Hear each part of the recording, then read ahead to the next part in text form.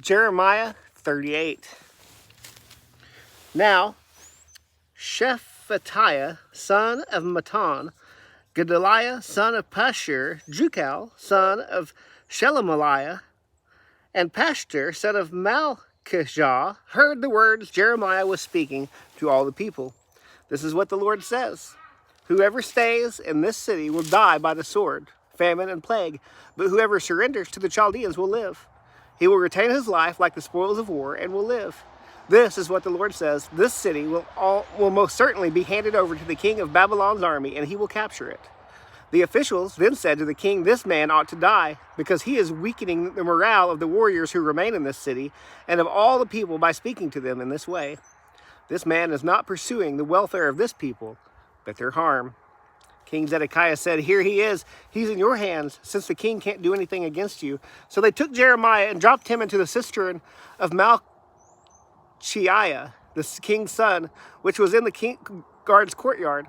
Lowering Jeremiah with ropes, there was no water in the cistern, only mud, and Jeremiah sank in the mud. But Ebed-Melech, a Cushite court official in the king's palace, heard Jeremiah had been put into the cistern. While the king was sitting at the Benjamin gate, Ebed-Melech went from the king's palace and spoke to the king. My lord, the king, these men have been evil, and all they have done to the prophet Jeremiah. They have dropped him into the cistern where he will die from hunger, because there is no more bread in the city.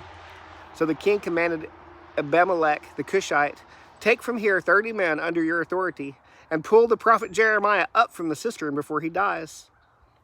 So Ebed-Melech took the men under his authority and went to the king's palace to a place below the storehouse. From there he took old rags and worn-out clothes and lowered them by ropes to Jeremiah in the cistern.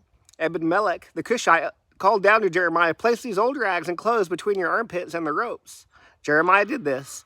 They pulled him up with the ropes and lifted him out of the cistern, but he remained in the guard's courtyard. King Zedekiah sent for the prophet Jeremiah and received him at the third entrance to the Lord's temple. The king said to Jeremiah, I am going to ask you something. Don't hide anything from me. Jeremiah replied to Zedekiah, if I tell you, you will kill me, won't you? Besides, if I give you advice, you won't listen to me anyway.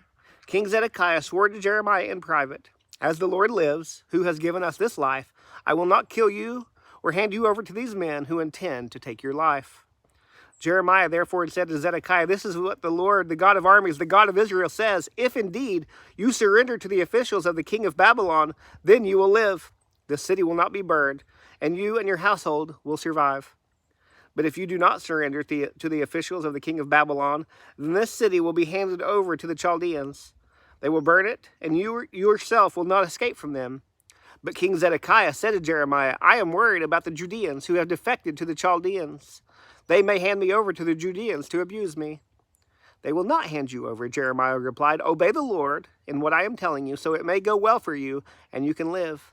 But if you refuse to surrender, this is the verdict that the Lord has shown me.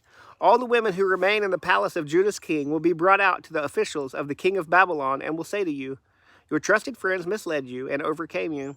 Your feet sank into the mire and they deserted you. All your wives and children will be brought out to the Chaldeans. You yourself will not escape from them, for you will be seized by the king of Babylon, and this city will burn. Then Zedekiah warned Jeremiah, don't let anyone know about this conversation, or you will die. The officials may hear that I have spoken with you and come and demand of you, tell us what you said to the king. Don't hide anything from us, and we won't kill you. Also, what did the king say to you? If they do, tell them, I was bringing before the king my petition that he not return to me to the house of Jonathan to die here. All the officials did come to Jeremiah, and they questioned him. He reported the exact words to them the king had commanded, and they quit speaking with him because the conversation had not been overheard. Jeremiah remained in the guard's courtyard until the day Jerusalem was captured, and he was there when it happened.